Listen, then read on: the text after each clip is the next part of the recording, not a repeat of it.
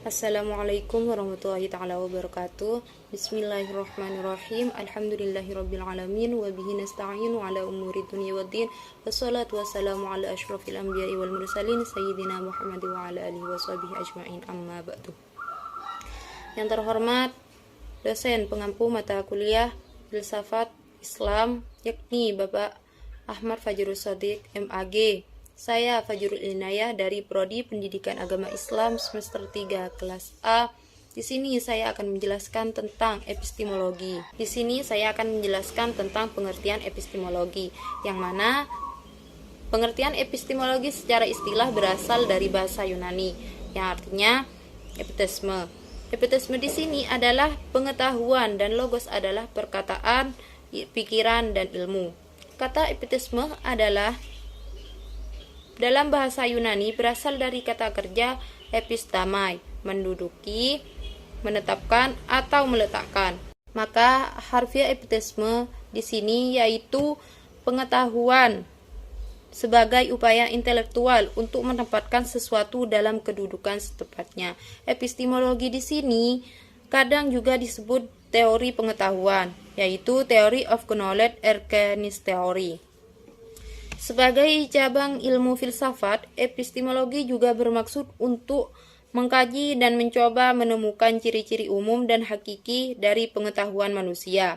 Epistemologi bermaksud secara kritis mengkaji pengadaian-pengadaian dan syarat-syarat logis yang mendasari dimungkinkannya serta memberi pertanggungjawaban serta rasional terhadap klaim kebenaran dan objektifnya.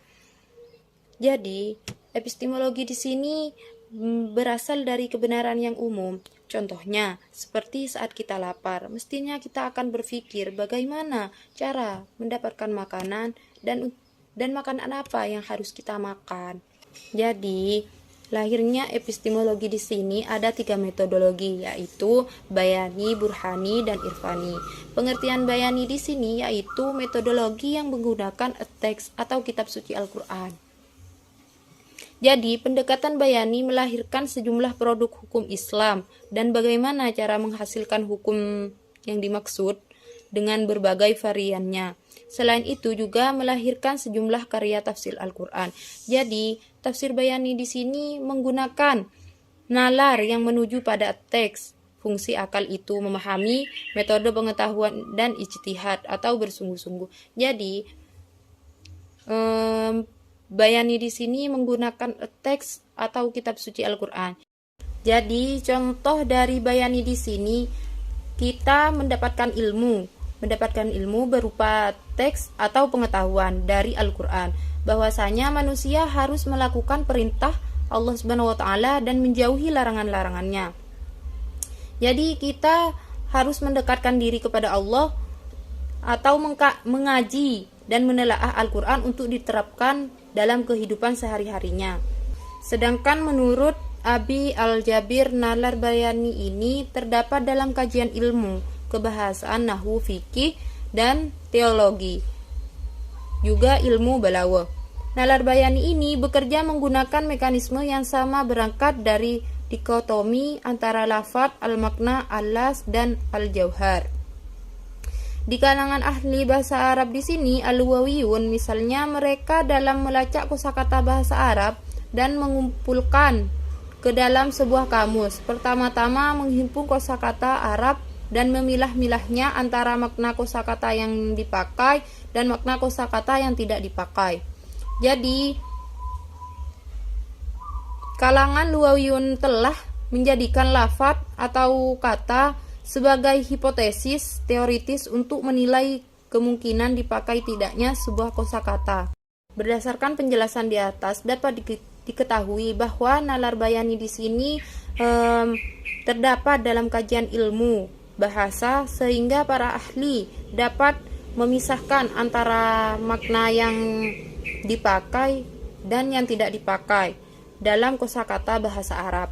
Terus penjelasan yang kedua yaitu tentang irfani, yang mana irfani di sini yaitu model penalarannya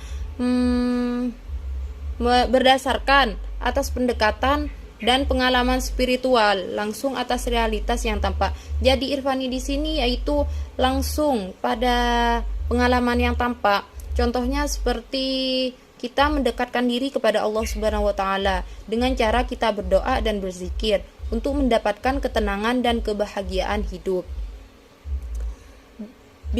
Bidik irfani adalah esotori atau bagian batin. Oleh karena itu, rasio yang digunakan hanya untuk menjelaskan pengalaman spiritual. Jadi, bidik irfani ini hanya untuk menjelaskan pengalaman spiritualnya saja. Dan metodologi dan pendekatan irfani mampu menyusun dan mengembangkan ilmu kesufian. Kalangan irfaniyun dalam dunia Islam ini menjadikan istilah zahir dan batin sebagai konsep yang melandasi cara berpikirnya dalam memandang dunia dan memperlakukan segala sesuatu. Pola sistem berpikir yang mereka pakai adalah berangkat dari yang batin menuju yang zahir. Jadi, makna menuju lafaz batin bagi mereka adalah sumber pengetahuan, karena batin adalah hakikat sedangkan zahir adalah penyinar. Maka dari itu, cara berpikir dari kalangan irfaniyun di sini adalah memandang dunia Islam, yaitu mengungkapkan konsep zahir dan batin, yang mana zahir sebagai hakikat dalam ajaran agama Islam, sedangkan batin adalah penyinar yang berkaitan dengan makna Al-Quran sehingga dapat menjadi sebuah petunjuk atau penjelasan bagi pembacanya. Jadi dapat disimpulkan menurut para ahli di atas bahwasanya ia menegaskan makna yang dimiliki dari Al-Quran adalah batinnya, sedangkan zahirnya adalah pembacanya. Terus poin yang ketiga yaitu burhani, yang mana pengertian burhani di sini adalah kerangka berpikir yang tidak didasarkan atas teks suci maupun pengalaman spiritual, melainkan berdasarkan keruntutan logika. Jadi burhani di sini hanya menggunakan akal pikirannya saja, tanpa menggunakan teks suci maupun pengalaman spiritual. Kebenaran dalam spekulatif metodologi ini persis seperti yang diperagakan oleh metode keilmuan Yunani yang landasannya murni pada cara kerja empirik.